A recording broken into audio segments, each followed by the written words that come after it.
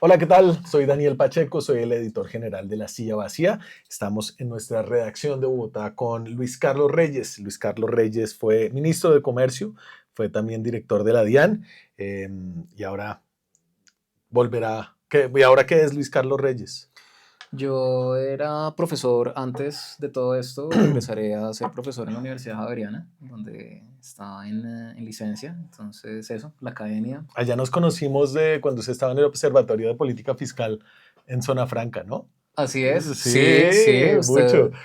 usted puede haber sido la causa de mucho de todo esto, ¿no? ¡Ah! ¿Qué tal? ¿Qué tal atribuirme ese poder? Ni Laura Sarabia se ha atrevido tanto.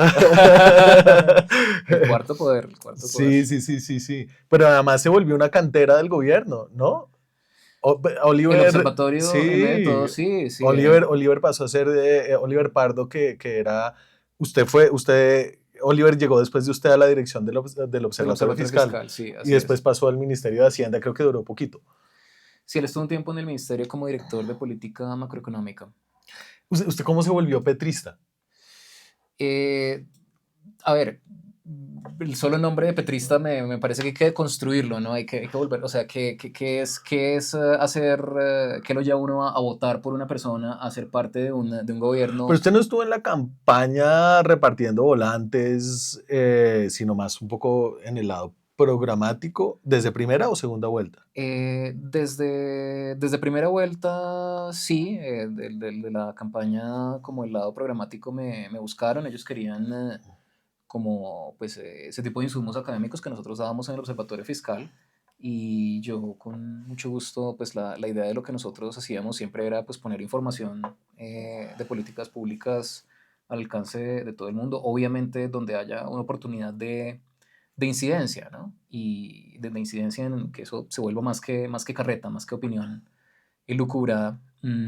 Y bueno, para mí la principal razón para votar por Gustavo Petro, más que la personalidad de Gustavo Petro, y que creo que es como debería ser, ¿no? O sea, uno debería votar por proyectos políticos, por coaliciones de votantes, por movimientos sociales, y lo cierto es que sí hubo un liderazgo que llevó a que muchas personas que nunca habían puesto, digamos, en el poder a alguien que los representara tan directamente, pudieran por primera vez hacerlo. Y eso como movimiento social desde un principio me pareció valioso más allá de la persona que lo lideraba, sin de ninguna manera decir que Pero entonces, espérese, usted estaba en el observatorio, pero el observatorio pues le daba apoyo programático a todo el mundo que lo solicitara, a todo el mundo ¿no? así es. Sí. Pero entonces usted se matriculó con la campaña de Petro, ¿usted votó primera vuelta a Petro?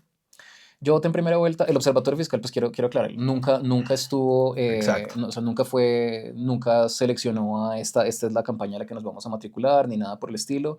Y yo siempre hasta el último momento, pues a quien nos pidió insumos, se los dimos. Sí es cierto que quien más se apoyó en nosotros y hacia el final exclusivamente fue la campaña de Gustavo Petro y pues, o sea, también uno frente a eso uno dice, bueno, que hay gente que le está apostando a cosas en las que yo creo, obviamente vamos juntos y ha sido ni mucho menos desmarcarme de mi pasado político, pero porque pues sí, o sea, obviamente hubo una coincidencia de visión política, y bueno, por eso es que he O podido. sea, usted llegó primero a la campaña que Ocampo, que llegó después en segunda vuelta.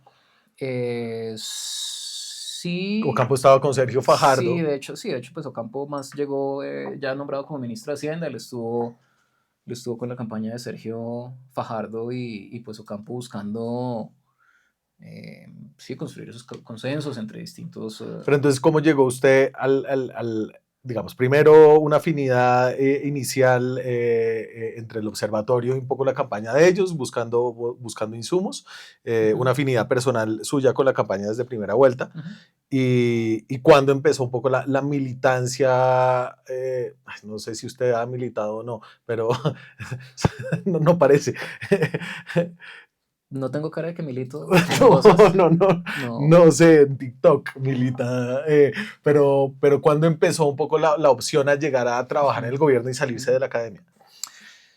Em, bueno, en estas discusiones programáticas con gente que estimo profundamente, incluyo ahí, por ejemplo, al ministro Daniel Rojas, pues creo que fue surgiendo cada vez más, o sea, conforme pues, le iba bien a la campaña en las encuestas, después de la primera vuelta y todo. eh, pues obviamente se iban haciendo como preguntas informales de, bueno, quién podría encajar en este cargo, en la dirección de la DIAN, Sí, en tal o cual sitio. Y pues ahí se van formando como unas, no sé si candidaturas internas informales. A mí, pues yo creo que lo clave fue que cuando el presidente eligió personas que iban a ser parte de las mesas de empalme con el gobierno saliente, yo fui uno de unas, no sé, 200, 300 personas cuyas hojas de vida me dicen que el presidente revisó y personalmente eligió para pues dividir entre los distintos sectores que tocaba hacer empalmes. Y bueno, de esos empalmes fueron surgiendo muchos de los liderazgos con los que empezó el gobierno. sí. Y entonces usted tuvo un rol importante al principio del gobierno, pues además de llegar a la dirección de la DIAN, y fue haber elaborado de una manera muy rápida la primera tributaria Ujú, de la mano de José Antonio Campo, que fue una tributaria rara. Siempre las ujú, tributarias en Colombia se empiezan a filtrar de a poquitos, ujú, ¿no? Como para ir tanteando. Esta fue una tributaria que ustedes presentaron como rápidamente el articulado completo, ujú. ¿no? Y que empezó a discutirse a partir de ese insumo y no como con las filtraciones de, ay, ¿qué tal si Sí, metemos un poquito de IVA por acá? ¿Qué tal si hacemos esto con renta? ujú. Y ahí tuvo un trabajo con Ocampo. Sí, nosotros en el Observatorio Fiscal habíamos hecho, de hecho, un modelo con articulado de una propuesta de reforma tributaria. Luego, ya digamos, pues con la victoria en segunda vuelta, eso fue uno de los insumos para la reforma tributaria que se presentó, en la cual obviamente participaron más personas Sí, que venían, entre otras, con el equipo que trajo José Antonio Ocampo, y pues el resultado de una serie de discusiones, también de puntos, pues de puntos medios entre visiones divergentes, incluso desde el mismo gobierno, fue la que se radicó el 8 de agosto de 2022. ok. Bueno, entonces ya deconstruimos su petrismo. Ahora está petriste. Em, Entonces, le pongo un sí, poquito de contexto. ajá. Entonces, como que a usted sale en medio de unas, si voy a decir, usted hizo unas denuncias, usted me va a corregir, usted me va a decir, no, es que yo puse en conocimiento, pero digamos que usted Ujú, señaló que una cantidad de personas le habían pedido puestos en la ujú, DIAN, sobre todo políticos, ujú, también embajadores como Roy Barreras, también ujú, ministros como Armando Benedetti, como uno de varios episodios de fricciones internas dentro de ese ujú, gobierno. Y además su ministerio era un ministerio apetecido por un partido tradicional que es el ujú, Partido Liberal, o al menos una parte de esa ujú, bancada. Y siento que el hecho de que usted haya salido es como entregarle una doble cabeza a los políticos, la de la persona que los denunció por clientelismo y cooptación de la DIAN para entonces queda la sensación de favorecer a contrabandistas y por el otro lado al clientelismo tradicional para poder ujú, avanzar las reformas sociales, ¿no? Entonces, en ese sentido ujú. es que le pregunto si está Fue triste. triste. Em, bueno, creo que podríamos decir que estoy triste ¿por qué razón? Porque lo que veo en este momento es que digamos, esa política clientelista que al principio del gobierno se buscó mantener muy a la raya, y que yo creo que muchos veíamos que de pronto iba de manera natural en el transcurso del gobierno a irse haciendo cada vez más hacia los márgenes, mientras un programa que enfatizaba mucho la transparencia, el manejo pues, no clientelista, sobre todo de entidades tan importantes como la Sí, DIAN. Yo creo que nosotros nos imaginábamos que eso, conforme avanzara el gobierno, se iba a disminuir y a disminuir y a disminuir. Fue por esa razón que yo pues, puse en conocimiento de la Fiscal General de la Nación una serie de hechos que pues ahora son ampliamente conocidos. También los puse en conocimiento de la Fiscalía, perdón, de la Corte Suprema de Justicia. Todo esto mucho antes de que la opinión pública conociera de estos temas. Pero ahora, conforme ha pasado el tiempo, lo que vemos es desafortunadamente más y no menos de eso que no solo yo, sino creo que muchos pensábamos que cada vez iba a ser marginalizado, que es esa política clientelista que creo que le hace mucho daño al, al país e incluso a esas metas políticas de transformación social en pro de la paz, en contra de las economías ilícitas, que siguen siendo centrales en principio al programa de gobierno y a ese movimiento social, y por eso pues en serio diferencio un poco, o sea, los liderazgos pueden equivocarse, pueden tomar una decisión con la que no estén en desacuerdo, pero en ningún momento eso de ahí se sigue que uno invalide digamos, la visión programática en la que participaron muchas más personas. Ok, entiendo como el espíritu y siento que usted ha salido peleando con algunas personas, no ha querido pelear con el presidente. Eh, y es el que toma la decisión final, ¿no? Sobre todo en un cargo de gabinete como el que usted tenía. Ujú. Sí, obviamente que son cargos que están a disposición del presidente y, pues que uno entiende que gobernar es complicado y que incluso cuando uno tiene desacuerdos, y eso es algo que creo que, pues no sé si en eso he sido perfecto o por lo menos he vivido a la altura como de los ideales que uno debería tener incluso en el pasado, pero digamos en el gobierno anterior de Iván Duque, en mis críticas que hice en su momento al gobierno, me esforcé porque fueran sobre temas de política pública y no los temas personales de acusación, digamos, muy visceral, muy personal. Creo que es importante que tengamos desacuerdos sin que eso implique una condena del movimiento, de los movimientos políticos sociales que haya detrás de la otra persona y que tengamos desacuerdos sin que eso implique una ruptura irreparable. En últimas, tenemos que encontrar formas pues, no sé, poner de acuerdo 50 millones de personas y eso no va a ser a punta de ponernos radicalmente los unos en contra de los otros cada vez más No fragmentados. se va a volver a Alejandro Gaviria. Gran tipo, Alejandro. Sí, es un gran tipo. Y tenía razón, yo creo que de su metáfora del volcán fue al final muy acertada, ¿no? Hmm. Eh, pues No sé, no, yo no comparto esa visión. Creo que de pronto, ¿cómo es? Es la explosión, una explosión controlada, ¿no? Creo que lo que hay que hacer no es controlar las cosas para que no se nos salgan de control, sino escuchar pues a un grupo de colombianos que han estado marginados durante décadas, no sé, siglos, y de verdad incorporarlos a la vida política nacional. Creo que eso es más que controlar una explosión, es una reconfiguración de la cultura política para que quepamos todos ahí. hay una vaina de su salida que es, pues, que hasta a mí me parece triste, y es el gran poder de un sector de la política que no tiene Ujú, un solo partido, ¿no? No es como ujú, un subpartido, no está solamente en las comisiones terceras y cuartas del Congreso, ¿no? mm, Las comisiones económicas, pero sobre mm, todo ahí tiene su poder. La Silla escribió hace años un poco de esto, mm, un libro que a usted le gusta. Que describe un poco como mm, el clientelismo y la mermelada, digamos, que están tan mm, entretejidos en el poder, que sobreviven a gobiernos de derecha, de sí. izquierda, corporativistas, Mm, más políticos, más de centro, ¿no? Y siento que su cabeza un poco mm, la pueden poner ellos en una sí. larga como fila de cabecitas de Mm, picos con cabezas que tienen guardadas.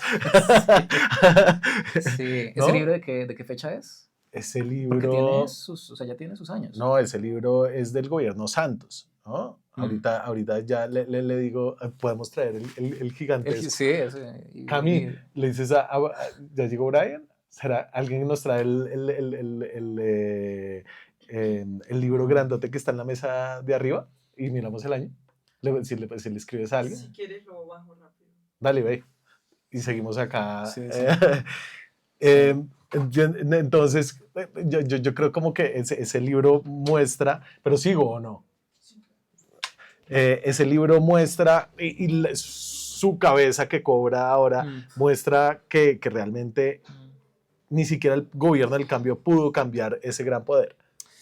Sí, y una de las cosas, le preguntaba la fecha del libro porque, pues, probablemente los protagonistas de ese libro, aunque en el libro no se menciona el nombre, se describe el sistema, y sí le digo de primera mano, es muy acertado, pero seguramente ya todos los protagonistas cambiaron, Claro. pero sigue siendo la misma obra de teatro. Sí, Sí. esto es como... Nos vamos a ver pequeños. Pero bueno, Sí. como es un mock, pero este debe ser 2000, yo creo que es 2014, ¿no? Ah. Sí, o sea, yo ese libro creo que lo... Así funciona la política en Colombia. Sí, y no, no es... esto ahora parece un infomercial de la silla vacía. Eh, El dulce poder. No, pero entonces es el dulce Ujú, poder que está detrás como de los grandes escándalos de este gobierno, que es el escándalo de la Unidad Nacional de Gestión de Riesgo, ujú, ¿cierto?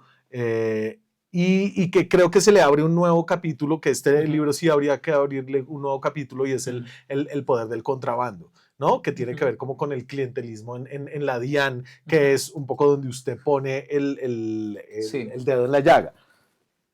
sí, ese, o sea, ese mecanismo y bueno, como resumiendo, qué es lo que pasa, ¿no? El mecanismo que se describe ahí, que todavía sigue vigente de lo que en algún momento se llamó los cupos indicativos, llámelo como quiera, es que en los debates económicos de las comisiones terceras y cuartas del Congreso, cuando uno está pasando un proyecto de ley, uno de los más importantes pues es el proyecto anual de presupuesto, y ahí entonces a puerta cerrada los ponentes del proyecto de ley de presupuesto dicen, ministro de Hacienda, muévame este rubro de inversión de esta entidad aquí un poquito menos y póngale aquí esta otra, y uno dice, y, bueno, ¿y por qué? Lo que pasa es que después ellos le hacen seguimiento a esa plata, van, digamos, esa plata se pone en el rubro del proyecto de banco de inversión en Planeación Nacional, que ya está territorializado y que va a la alcaldía donde tiene a sus fichas ese congresista.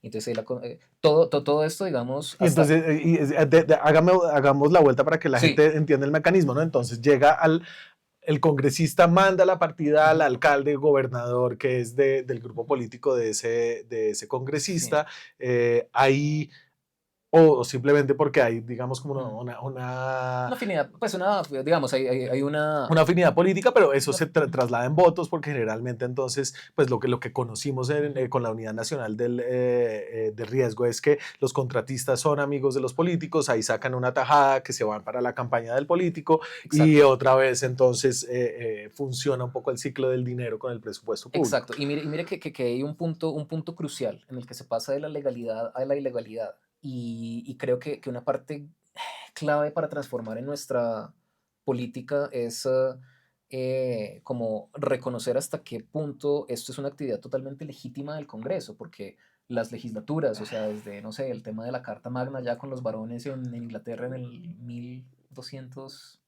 no sé, 1200. algo así.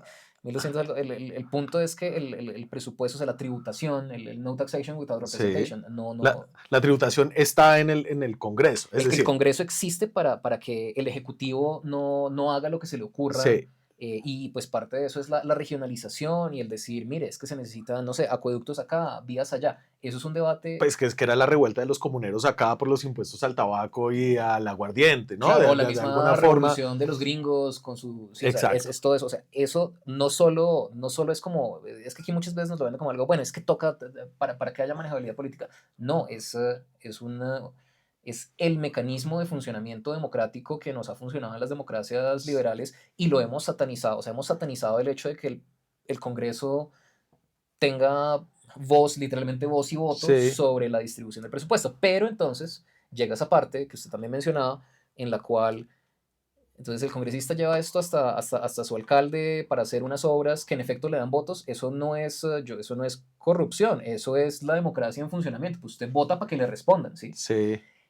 Pero lo grave y lo que desafortunadamente ocurre de manera sistemática es que esos votos, o sea, esos contratos, además de pronto financiar algo que en efecto da votos, de manera sistemática se les saca una tajada, entiendo que suele ser un 10%, que va a nutrir la campaña electoral del congresista, probablemente del alcalde, de pronto el estilo de vida personal del alcalde y del congresista, y ese es el grueso de la corrupción.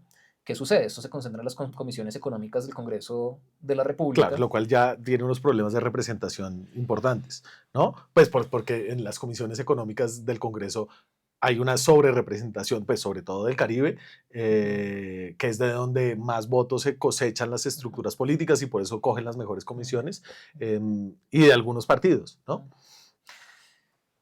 Sí, bueno, sí, hay muchos, muchos temas para matizar. Yo creo que es muy importante que la región Caribe esté representada como lo deben estar todas.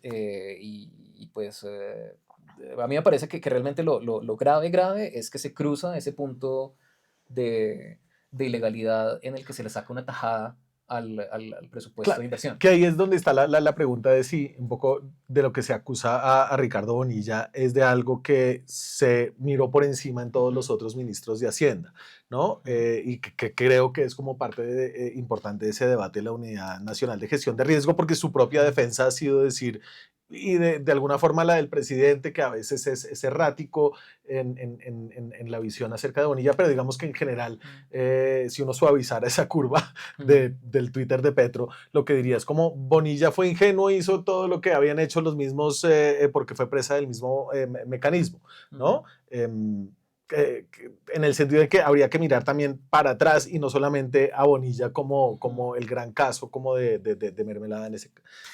Y literalmente, pues, ejemplificado por ese libro del dulce de poder. Este mecanismo existe desde hace mucho, y en eso, o sea, generalmente cuando la gente piensa en la corrupción, van y miran por allá un contrato. Yo me acuerdo alguna vez escuchando una vaina de la Contraloría, que es que Sí, descubrimos una papayera de 60 millones de pesos en no sé dónde. Hombre, 60 millones de pesos, 600, 6.000, 60.000, eso no es nada frente a los billones que se transan en el debate del presupuesto general sí. en el Congreso y más en el Ministerio de Hacienda a puerta cerrada que en el Congreso.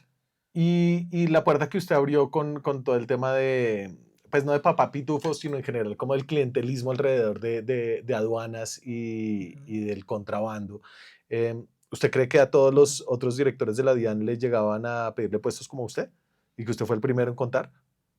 Sí, sí, o sea, pues eso, y es que no es porque sea la DIAN, en todas, digamos, pues no tengo, mejor dicho, no tengo las pruebas fehacientes, pero es que este sistema funciona en todas partes del Estado, de manera que en todas las entidades hay listas parecidas. Una diferencia importante es que, pues en gran parte de las entidades sí se han hecho esos favores. Mm, entonces, el manejo clientelista se da en todo el Estado colombiano. Sí, Lo atípico sería que no se diera en la DIAN, pero la DIAN tiene un componente, un agravante adicional, porque una cosa es que, no sé, de pronto en una entidad por un favor político le den un buen puesto a una persona que cumple con los requisitos, que hoy en día eso se lo dan a alguien que cumpla con los requisitos, y uno dice, bueno, pero que haya una cosa más abierta, más meritocrática. Pero el problema es que en la DIAN, donde tener, digamos, fichas de intereses externos a los de la administración tributaria, de la administración aduanera, que le respondan a alguien de afuera, pues también abre la puerta al contrabando, a la evasión, a una serie de problemas estructurales del país que son mucho más serios o sea, lástima que no todo el mundo haya tenido la oportunidad de ese buen puesto. es un poco desolador que esto haya pasado en este gobierno que Mm, bien dice usted como que representaba unos intereses mm, muy distintos desde el principio, ¿no? ujú, Porque pues ya pues se trató con este que era azul, con este que era rojo y ahora llegamos al amarillo que nunca había mm, llegado y que siempre llegó diciendo es que yo sí voy a poder hacer las cosas mm. diferentes y termina pasando algo muy similar. Sí, y pues en el debate que vendrá político, yo creo que hay que hacer una diferencia grande entre encontrar consensos entre puntos de vista políticamente muy distintos. Necesitamos encontrar consensos sin que esto se vaya a la cosa formulada y cae, no, algo de centro, que pues a mí sí me mata de sueño, qué pena. Eh, Pero bueno, ¿está sugiriendo usted que aquí en la silla vacía tenemos una mirada de centro? no, usted, pero pues ahí sí, no lo he dicho, no lo he dicho yo. No, o sea, el tema de que entonces vámonos automáticamente a algún punto medio, no, yo creo que tenemos que tener debates políticos muy, digamos, pues muy fuertes y todo, pero y necesitamos también encontrar puntos en los que estemos de acuerdo los 50 millones de colombianos o los 20 y algo que voten. Porque de lo contrario, o sea, pero eso es una cosa muy separada de encontrar puntos medios en los cuales, bueno, para lograr la gobernabilidad, entonces vamos a hacerle concesiones a la corrupción, al clientelismo, a unos modos de manejar nuestra Sí, democracia que nos han hecho daño y que pues ahora vemos desafortunadamente, y digo de verdad muy, muy tristemente, pueden infiltrar la política tanto desde la derecha como desde la izquierda. Creo que tanto desde, o sea, desde la derecha, desde la izquierda, desde el centro, centro lo que sea, sí debería haber por lo menos un punto común y es erradicar ese clientelismo de nuestras prácticas políticas, porque ese clientelismo no obedece a ninguna ideología, obedece es a una visión. eso es como una empresa Ujú, criminal con el presupuesto público, ¿no? ujú. Una empresa criminal con el presupuesto público. Hablemos, y creo que yo quería hablar con usted a pesar de que ya dio entrevistas en todos lados, porque me parece que usted tiene una mirada, no estoy seguro que tan no comprometida con su Mm, futuro político esté, pero definitivamente fue como un pasajero como atípico en un ujú, gobierno, en un gobierno de izquierda pues interesante. eh, y que me cuente cómo es que se toman las decisiones allá, porque creo que hay una cantidad de opacidades acerca ujú, de cómo se toman las decisiones que le hacen a la gente preguntarse qué es lo que está pasando, ¿no? Entonces uno ve a un presidente que ha estado rodeada en su primer círculo siempre de gente que parece inusual para ese primer círculo. Entonces, primero ujú, Laura Sarabia, ahora mm, Armando Benedetti, esa presencia de Roy Barreras, que como muy latente, Ricardo Roa en Ecopetrol. mm. ¿Quién le habla a Petro? ¿Usted le hablaba a Petro? Mm, pues todos en mayor medida, mayor o menor medida le hablábamos. Yo creo que todo el mundo desearía que los espacios de interlocución fueran mayores. Quizá pues es el único gobierno, el único presidente para el que he trabajado. Yo me imagino que cualquier gobierno, pues hay tiempo limitado con el presidente de la República, ¿no?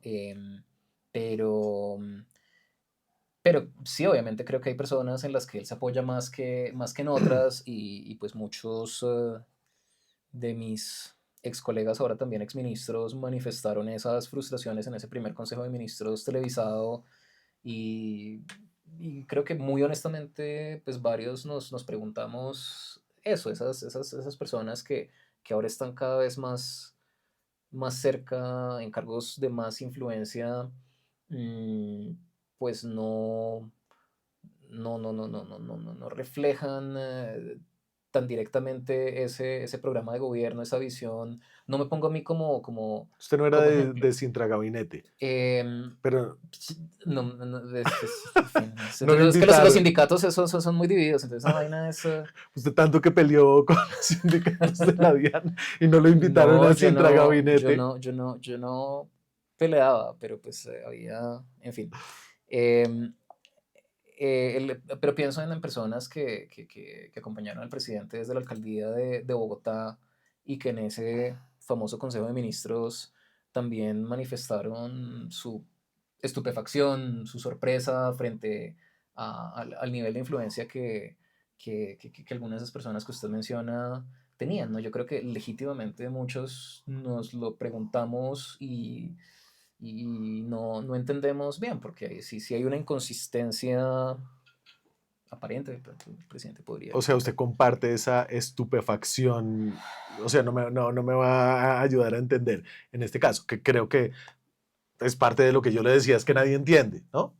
Claro, ¿no? Y, o sea, fíjese, de verdad, Y a por mí, eso hay tantos chismes malucos. ¿no? Mm, Acerca de la vida personal, María Jimena Duzán como hizo mm. una columna preguntándose si tenía problemas de adicción.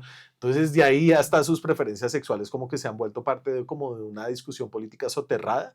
Eh, Sí, y la verdad me parece, o sea, primero yo no entro a discutir ni a especular sobre temas de los que no tengo ni conocimiento ni indicio personal. sí, Me parece pues fuera de lugar si yo no tengo ninguna manera de realmente saber o de advertir o de tener un indicio, pero nunca lo invitaron a ninguna fiesta. usted dice como colegio, universidad o en No, este no, no, no, no, en este gobierno. gobierno, las fiestas de Porque palacio. Vale. porque en ninguna en general, como que no, pero En igual aplica, ninguna. sí. Ya, cero sindicato, cero fiesta. Sí, No sé. increíble, no sé cómo llegó allá. Eh, pero pues por eso es un gran testigo de lo que pasó ahí. Salió peleando mucho usted también con Laura Sarabia y con Armando Benedetti, porque sintió, pues de todo lo que le he escuchado en las entrevistas, usted sintió que Laura Sarabia, por ejemplo, que lo quería mandar al Fondo Monetario Internacional, eh, ahí sí le habría tocado renunciar a su ciudadanía o no, a la gringa, para ser embajador, Em, pues ni idea, a una no multilateral. sé, no sé cómo funciona eso, porque en todo caso no tengo, pues no era una opción para mí Claro, entonces irme ella allá, se lo entonces. estaba poniendo como para sacarlo de la DIAN, y usted tuvo la sospecha de que Petro no sabía que le estaban ofreciendo eso. Ujú, así es. A mí, ahí hay, obviamente, como en todo este cruce de chismes y que a uno le llegan, Mm, pues no, estas son versiones de gente que sí. pide no revelar su identidad, pero es Mm. que usted en ese momento cuando lo querían sacar de la DIAN, usted dijo, "No, denme comercio o si no cuento todo esto que terminó contando un año después". No, pues yo sé, yo no dije eso, ¿no? Eso suena de pronto, no tengo ni idea, pues quién bajo la confidencialidad de su profesión como periodista Sí, le haya manifestado ese tipo de cosas, pero no, yo no hago eso. O sea, si yo me encuentro algo indebido, yo soy el primero que va a contarlo a, pues, a la fiscalía, en este caso a la Corte Suprema, cosa que reitero, hice mucho antes de que esto se conociera usted mediáticamente. la puesta en Ujú. conocimiento la hace en abril 2024. Sí, o sea, pues en algún momento esos últimos 2 meses y medio de mi gestión en la DIAN que me traslapé con la nueva fiscal general de la Nación. Pero no, o sea, obviamente yo no. Ahora, si alguien dice que yo hice eso, pues ahí sí también el que las hace se las imagina. Sí, entonces de pronto, es más, y alguien de pronto vendió esa versión, y no me sorprendería que le hubieran vendido esa versión al presidente, porque para mí sí es sorprendente que después de que se me haya dicho que, que el presidente me estaba pidiendo la renuncia, que quería que me fuera al Fondo Monetario Internacional, que yo hubiera dicho, mire, no, pues no, gracias, yo soy, o sea, yo ya conozco allá, yo quiero estar en Colombia. Y que de eso haya seguido pues un nombramiento en un ministerio en el cual yo sentía que podía aportar mucho y pues dije de una. Claro, lo que pasa es que ahí todos lo que vimos fue, lo vimos fue un poco caer para arriba luego de que usted salió en medio de unos cuestionamientos que usted ya va a rebatir acá, acerca del bajo Ujú. recaudo de el 23. Que fue el más alto de la historia. Claro, entonces usted dice fue el recaudo más alto como porcentaje del PIB, pues En pesos reales también. porque venía apalancado con la nueva tributaria, Sí. ¿no? Ujú. Pero cayó muy por debajo de lo que la DIAN prometió que iba a recaudar. Que eso es lo primero que yo no sé de, o sea, a mí me sorprende un poco que un montón de opinión periodística se haya convencido de que la DIAN prometió eso, porque primero no funciona así, las metas de recaudo se debaten en el CONFIS, donde el Ministerio de Hacienda tiene la inmensa mayoría de los votos, tiene 6 El de Consejo, ¿cómo se dice? El Consejo de Consejo Consejo Nacional Económico de Política Fiscal. Fiscal. ¿M? Y más allá de eso, la DIAN, o sea, como hablando para los economistas, mire los incentivos. La DIAN no tiene ningún incentivo de prometer un recaudo extraordinariamente alto, porque pues a la DIAN, como creo que es bastante evidente, la miden por el cumplimiento de esas metas de Claro. recaudo. Es más, a los funcionarios de la DIAN se les paga un bono de desempeño por el recaudo total de la entidad. uno, sí, es como cuando pues, mucha gente, no sé, que le ponen las metas de desempeño del trabajo, le tira para lo alto, le tira para lo bajo. Mejor una buena sorpresa positiva que Sí. una sorpresa negativa. Y, Mientras que en esa lógica, dentro del mismo Confis, sí hay intereses para que esas metas sean muy altas. Y esos fueron los intereses que prevalecieron incluso, o sea, después de que la DIAN se negó de manera sistemática a votar un plan financiero de 2024 sí. en el que había unas metas de recaudo infladas, pues se convocó un confis rápidamente en el que, mientras yo estaba en un viaje, para votar un plan financiero con unas metas de recaudo absolutamente inaceptables.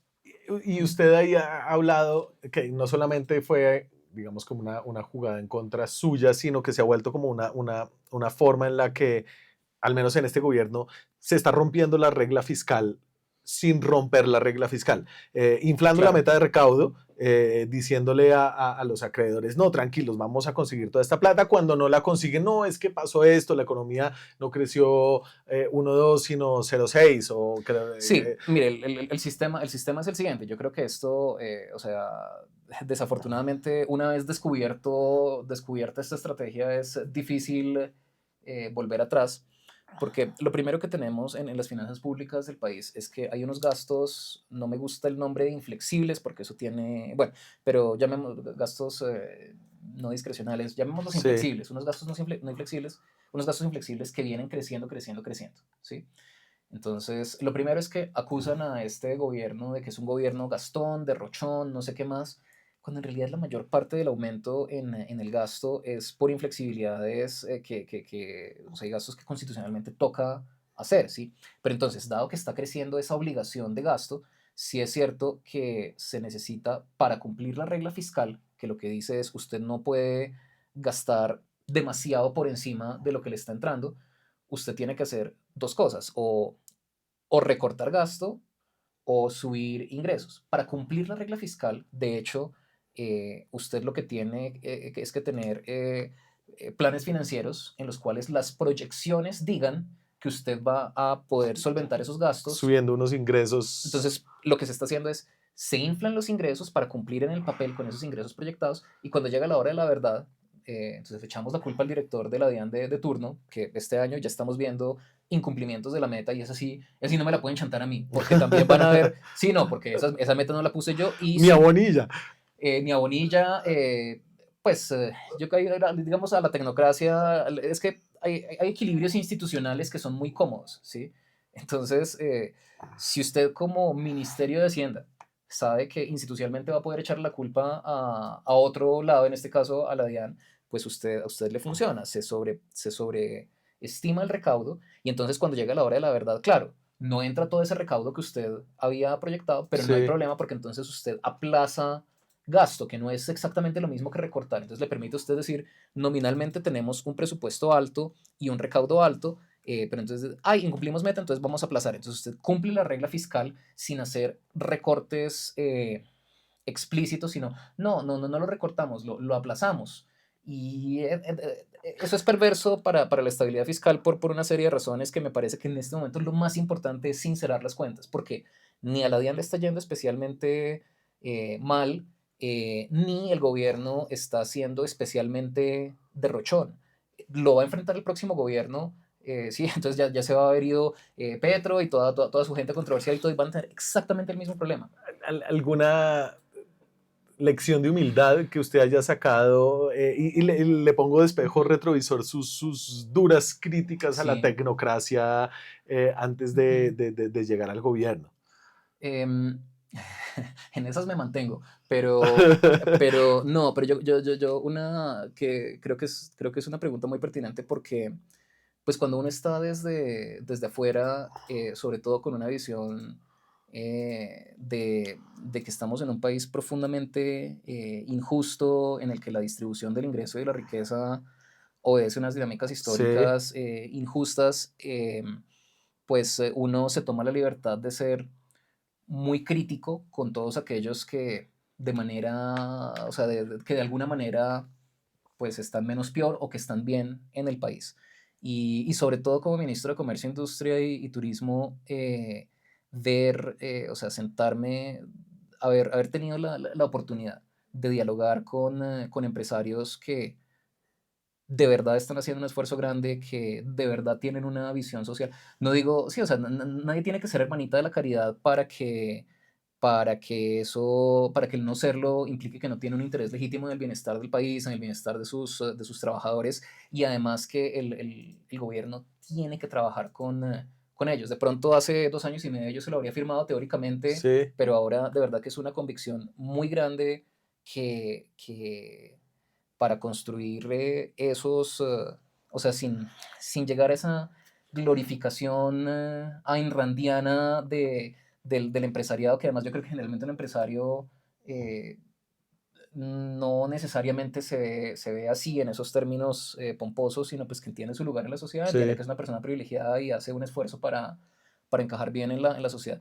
Creo que la necesidad, o sea, clave de cualquier proyecto de transformación social, incluso uno de izquierda, incluso uno de reivindicación de las personas sistemáticamente excluidas, pues definitivamente es una, no la única, pero es una de las lecciones de humildad más importantes.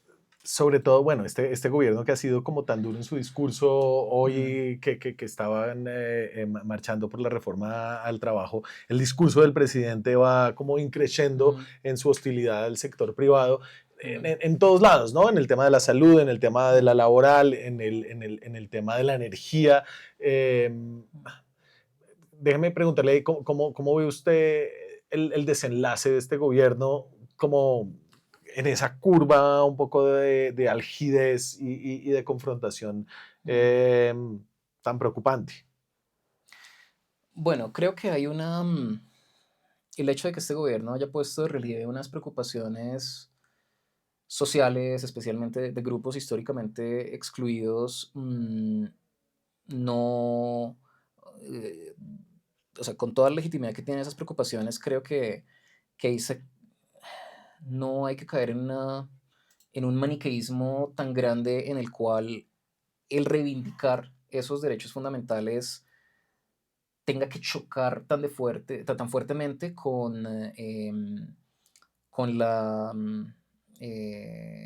pues digamos, con la clase empresarial del país. Yo no digo que todo, o sea, tampoco se han hecho las cosas perfecto. Hay una serie de desigualdades que hay que corregir, pero eh, esto no es los unos o los otros, sino que para incorporar a estas personas tradicionalmente excluidas en la dinámica política del país, no es lo uno o lo otro. Realmente todo el mundo cabe, otra vez, sin entrar en tibiezas que de verdad me parece que no debemos caer. O sea, no debemos ni minimizar las diferencias políticas que hay, ni tampoco llevarlas a un extremo que además no termina ayudándole a esa gente que por fin encontró que puede tener una vocería política independiente de los intereses económicos tradicionales, ¿sí? Entonces, eso creo que si se sigue en esa dicotomía, pues lo que va a pasar en el cierre de este gobierno es que no se va a avanzar mucho en esas Sí, reivindicaciones sociales. Y también me preocupa que precisamente un grupo importante de colombianos, no solo empresarios, sino digamos esa pequeña burguesía como usted y yo, que de pronto comparte mm, o por lo menos muchos comparten una visión del mundo en la que compartimos colegios, universidades, barrios. sí, incluso aspiraciones, referentes Sí, culturales. Creo que ese grupo, que es un bloque político importante, pues va a reaccionar, o sea, a cualquiera le pega duro que lo estén vilipendiando, dele. Uno dice, pues muy pocas personas creen ser malas, incluso las que lo son, más aún las que pues no, normal, y están más tratando. aún los que se creen buenísimas. Sí, no, entonces creo que eso entonces eso nos va a poner, si seguimos así, nos va a poner en una situación en 2026 y quizá más allá, en la cual se va a tratar por parte de esas personas de regresar a un statu quo ante que, al que ya no podemos regresar tampoco, porque esos millones de personas históricamente excluidas ya se dieron cuenta de que sí pueden, o sea, de que sí pueden llegar al poder político, incluso a la presidencia. Y entonces esto no se va, o sea, esto no es una locurita de 4 años que le dio al país. Yo creo que mucha gente piensa eso y eso no es así. Creo que entre más rápido empecemos a reconstruir nuestra cultura política Sí. de una forma que incorpore a esas personas tradicionalmente excluidas a nuestra democracia, entre más rápido logremos eso, mejor vamos a estar todos. Para empezar a cerrar, le voy a preguntar por su activismo digital, que me pareció como de las vainas más curiosas. Ujú. Eh, Cami, pone el de Mr. Taxes, el de la DIAN, cuando, el que no está en bata. Salud. Bueno, hola, este es un tutorial de cómo preparar leche kefirá. Entonces, sacamos el kefir de la oscuridad. No es necesario refrigerarlo, es solamente dejarlo en un lugar oscuro con una toallita de cocina. Y el frasco, lo importante es que sea de vidrio. Entonces ahí vemos el kefir. Entonces, nos fuimos con el que está usted en bata. Ujú. Este es de los primeros videos que colgó en Ujú. TikTok, ¿no? Ujú. Usted se metió a TikTok ya estando en el gobierno. En el Observatorio Fiscal, en la cuenta del Observatorio Fiscal, ya había algunos videos de TikTok, pero obviamente... Este a mí me Ujú. pareció curioso, era como una persona, más allá de ser un pequeño burgués, era usted muy en su casa, muy Mm, íntimo, con los seguritos para que los mm. niños no abrieran los cajones y sacaran los cuchillos. Se nota que tiene hombres. Pero, ¿por qué irse por ahí? Además, siendo usted, que es como, no sé, un tipo como siempre de saco y camisa y a Mm. veces un poco tieso, que no lo invitaban a las fiestas. Sí, sí, sí. No, o sea, a ver, ahí hay un mensaje que, pues más allá de pronto digamos, hay un proceso detrás de todos estos videos, ¿no? Y lo primero, una continuación de lo que nosotros buscábamos hacer en el Observatorio Fiscal de la Javeriana, que es en lo que decíamos, queríamos poner las finanzas públicas al alcance de todos, decíamos en el Observatorio Fiscal. Aquí, desde el cargo de servidor público, también me parecía importante aterrizarlo a esa domesticidad, porque, pues, o sea, yo siempre pienso mucho en una vaina que decía Jorge Garzón, ¿no? Pues uno de esos de esas, no sé, en ese tiempo no se llamaban rutinas, ¿no? Pero de esas frases famosas de él, que Colombia es como una hacienda en la que el mayordomo de la hacienda convenció a los dueños de que el mandamás era él. Jaime Garzón, Jaime, ¿yo qué dije? Jorge, No, pues Freddy sí, ya, sí, sí. Jaime Garzón, por supuesto. Jaime Garzón decía eso, de que Colombia es como una finca en la que el mayordomo convenció a los dueños de la finca de que el importante era él. Entonces, bajarle un toquecito a eso me parecía importante. Y por otro lado, también recientemente yo hice un video planchando. Sí, sí, sí, el de Haití. Sí, no es casual. Una de las preocupaciones que teníamos en el Observatorio Fiscal también era la economía del cuidado. Mucha de Sí. esta economía mucho de este trabajo doméstico que está usualmente, digamos, tradicionalmente reservado a las mujeres, a personas que, sí, predominantemente a mujeres. Me parece importante, pues además transmitir una realidad, y es que hay hombres que lo hacen y los que no lo hacen deberían estarlo haciendo, y que un director de la DIAN, que un ministro, no es la excepción a esa regla, ¿sí? Todo esto en medio, pues también, o sea, algo un poco más light en esos cargos tan ponderosos no Pero, sobraba. pero esto de Mr. Taxes en la DIAN, yo creo que Ujú. sí llegó, y pongo, esta es una buena, el de amiga, date cuenta. Em, Juliana nos escribe: Mr. Taxes, ¿se tiene o no se tiene que pedir factura electrónica si un hombre me hace pagar 50-50 en una cita? ¿Cómo sería el proceso? Gracias, es para una amiga. Amiga, date cuenta. Ese hombre se está quedando con algo que es tuyo. Ese 50% de la factura representa para ti un beneficio tributario importante, porque en tu declaración de renta la DIAN te devuelve.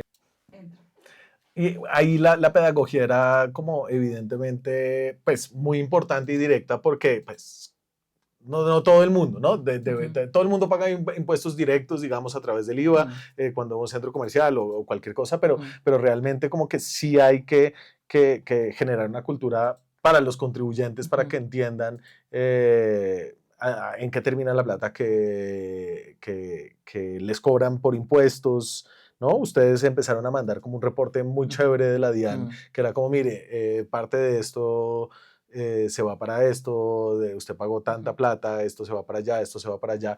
Eso ujú, fue importante. Eso le generó dentro de un gobierno que también es un gobierno lleno de redes sociales, el ujú, presidente que está muy metido en redes sociales, ujú. eso le generó una especie de protección política o como ventaja política, ¿siente usted? Honestamente no lo sé. La razón por la que lo hice no fue especialmente esa, sino también por una convicción de que en últimas, el acercamiento ciudadano a las finanzas públicas es una clave de la democracia y no hay nada que esté en el centro de las finanzas públicas como lo son los impuestos. O sea, si usted entiende primero cómo funcionan sus impuestos, si usted le puede poner de pronto una cara a la entidad, una de las cosas pues que no pude terminar era, eh, o sea, mi visión era empezar a lograr que esto fuera un medio de comunicación solo de la entidad y no algo personalizado, ¿sí? O sea, algo centrado en Sí, mi persona, pero mi interés era encontrar maneras de acercar los impuestos a la ciudadanía, no solo porque sean un tema abstruso, que a toda la gente pues a todos nos gusta que las cosas complicadas nos las expliquen y las entendamos, hay una satisfacción en saber, en entender cosas complejas, y eso es chévere, pero los impuestos están en el centro de la democracia. Si yo empiezo a entender para qué sirven mis impuestos, lo que lográbamos lo que tratábamos de lograr con esos correos donde le decíamos, mire, tanto se fue en educación, tanto en salud, tanto en esto, tanto otro, y yo cómo los pago, yo cómo cumplo con ese deber, ahí tenemos algo que está en el centro de esas revoluciones democráticas que inauguraron pues esta era de democracias liberales y yo creo que en Colombia nos hace, precisamente porque nos han quitado esas finanzas a través de estos procesos clientelistas, de la corrupción. La idea era lograr que la gente se apropiara de eso para que en últimas contribuyera a una apropiación aún mayor de los mecanismos democráticos. sin embargo, no hay final feliz para esta historia. Terminó saliendo y cobraron su cabeza los políticos de ese mecanismo perverso de corrupción. Ya, ¿quiere algo más? Em, no, pues no sé, usted hace las preguntas. Sí, no, no, ¿qué le digo?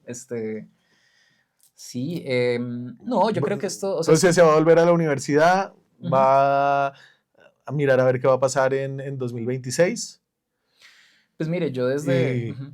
va a poner su conocimiento a disposición de quien pueda utilizarlo para el bien del pueblo colombiano, en una lista al Congreso quizás. Yo estoy inhabilitado para el Congreso por la fecha de aceptación de mi renuncia, Sí, entonces por ese lado no se preocupe, ya, tranquilo, ya. no me va a ver ahí. Ah, No, pues yo desde antes de este gobierno, eh, pues siempre eh, participaba en la discusión pública acerca del gobierno, de qué sí, hacer con los recursos públicos, de cómo se manejan, de cómo mejorar el país.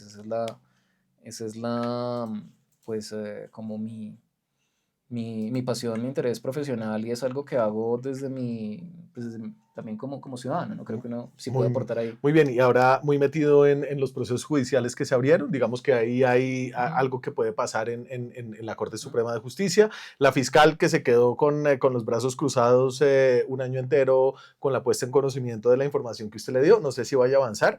Eh, pues digamos que la celeridad no ha sido lo de Luz Adriana Camargo, pero de pronto hay que Ujú, darle un poco de ujú, precalentamiento para que se empiecen a cocinar esas cosas. Y ahora viene el señor Pitufo, ¿no? Eventualmente extraditado y eso puede poner las cosas interesantes. ¿Algo más así sí, como para estar pendientes? sí, bueno, con respecto, otra de las lecciones de humildad que aprendí es, digamos, buscar, por lo menos en lo que yo digo personalmente, especular lo menos posible y no, pues no me consta que la fiscal se haya quedado con los brazos cruzados al respecto de las cosas que eran de su competencia, de esa Ujú. puesta en conocimiento de hechos. Pero sí, más allá de eso, en este momento soy testigo en 3 casos ante la Corte Suprema, otros 3 ante la Fiscalía. em, y bueno, seguramente habrá más. Y en eso, pues también, obviamente uno como, ahí sí, pues como ciudadano, tiene que ofrecer toda la cooperación que requieran las autoridades. Muy bien, señor. Muchas gracias por pasar por aquí. Luis Carlos Reyes, ex ministro de Comercio, ex director de la DIAN. Yo soy Daniel Pacheco, soy el editor general. Nos vemos en otra ocasión. Si les gustan estos videos, suscríbanse al canal, prendan la campanita. Chao, nos vemos.